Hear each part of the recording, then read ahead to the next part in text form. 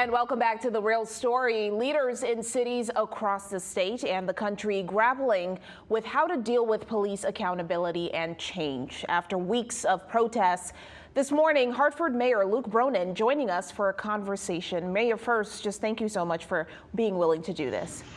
Thanks for having me. Good to be on with you. And I want to just dive right in. There's a lot that has happened in Hartford.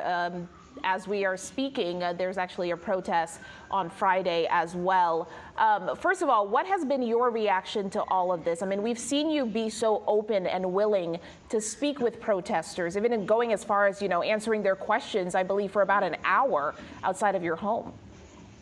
Yeah, look, I think this is a time when we all have to listen to one another and hear. I'm really proud that over the last 3 or 4 weeks now, we've had dozens of protests, all of them peaceful, many of them very powerful, and I think they've led to some really important conversations. I welcome those conversations. I've tried to be pretty clear about where I agree and disagree, but I also think it's an important moment for us to try to have conversations that lead to real change. And in Hartford, we are ready to take the lead on really fundamental reforms to policing, as well as just thinking differently about public safety.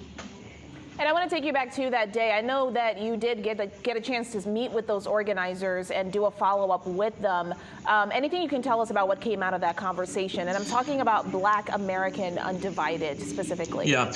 So first, I think it's important to say there are many different groups out there and many different groups that are leading and participating in the protests. On Monday morning, I spent about 2 hours with Black Lives Matter 860, which has been a leader of a number of the protests in Hartford. And then that afternoon, I spent about 3 hours with Black America Undivided, which had been a leader of the protest last Friday.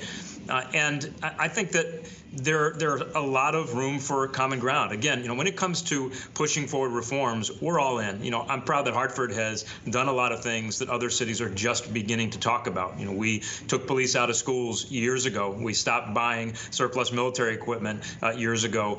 We have not hesitated to fire officers when they have demonstrated that they do not belong on our force. And we also have said that we are going to be pushing for some pretty significant reforms to the Civilian Police Review Board, and also announced that we're going to create a civilian crisis response team that will help respond to certain calls for service dealing with emotional distress, mental health, trauma, where officers may not be the best or only ones who should be responding. So we're ready to think broadly about a lot of this. Where there has been some significant disagreement is that there are some voices out there that are calling for us to abolish the police or to dramatically defund police. And I don't believe that's the right thing to do, the responsible thing to do. I don't believe that's what the vast majority of residents of Hartford want. But I do believe this is a time when we have to push forward some overdue changes and push them forward with a tremendous sense of urgency. And I want to dive right into that. You mentioned the crisis response team. That is an idea that has been thrown out there for the city of Hartford to do. And you also have been saying that, you seem to be on the side of, yes, that there needs to be reform done. You don't agree with significantly defunding the police department. First, I want to just talk more about this response team, what that could look like, and what do you think that would add to this conversation? Well, our officers respond to all kinds of calls. And among those calls are calls dealing with individuals who are experiencing personal crisis that are rooted in mental health challenges, emotional distress, trauma, addiction. Sometimes you need officers to respond in situations that can be very volatile. But in some situations, you might be better off with having the first responder be someone who is specifically trained in responding to those kinds of needs. And I think that would help ease a burden that's placed on law enforcement, while at the same time providing better support to those that we seek to support in our community. And at the end of the day, it may be that really helps us shift some significant responsibility to this team. But you've got to build it first. One of the things that I have said to those who are advocating for overnight dramatic reductions is you got to you have to propose the alternative. You have to say where those needs are going to be supported. And that can't happen overnight. You can't just wish that into existence. So what we're committed to doing is over the next 4 years, with a significant investment, building a civilian response team that will help respond to those specific calls dealing with mental health, but it will never replace the police. We're going to need police. Our police play a vital role in responding to and preventing and solving crime. We're going to need them, but we can think more broadly about how responsibilities that are currently assigned to police might be addressed in different ways. Has there been conversation with the Hartford Police Department about this idea? What's their response to it? Absolutely. I mean, I've certainly had extensive conversations with our chief and with our command staff, and I've had some conversations with the police union as well. And I think that there is first of all, a recognition that that we need to seize this moment to make changes that matter.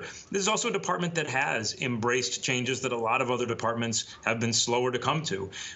And with respect to calls involving mental health and emotional distress, many of the officers that I've talked to would gladly have those calls responded to by individuals with specific training in those areas. Just as we ask teachers to do a lot of things, we ask police officers to do a lot of things. And in many cases, I've found that those officers will be the first to agree that there may be some other ways to think about that.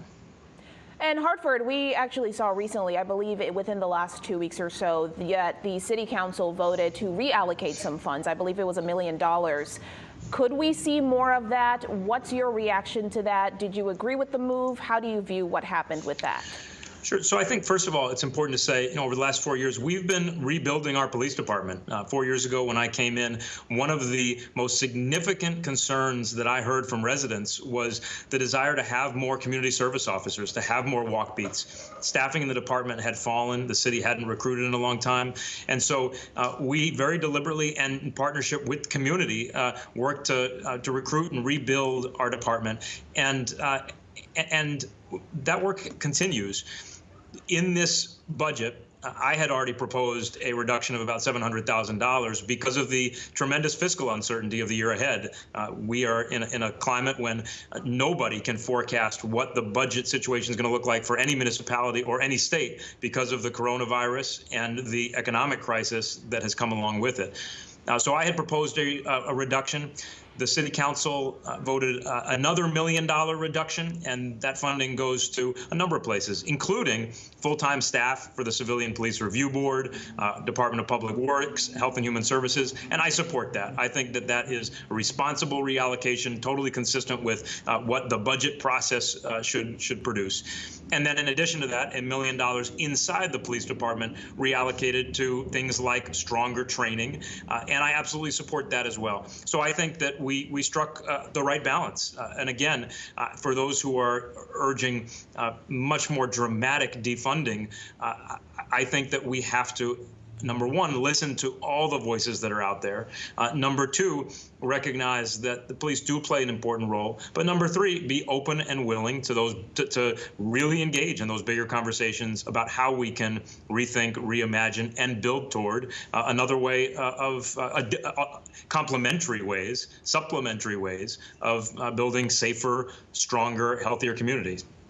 And you've touched on this a bit here, but I just want to go into it more. I mean, protesters, they're out there almost every weekend for the last couple of weeks. But as you mentioned, this is not a change that's going to happen overnight. So for you, what are those immediate next steps, and where do you see the city heading towards in, let's say, the next couple of years?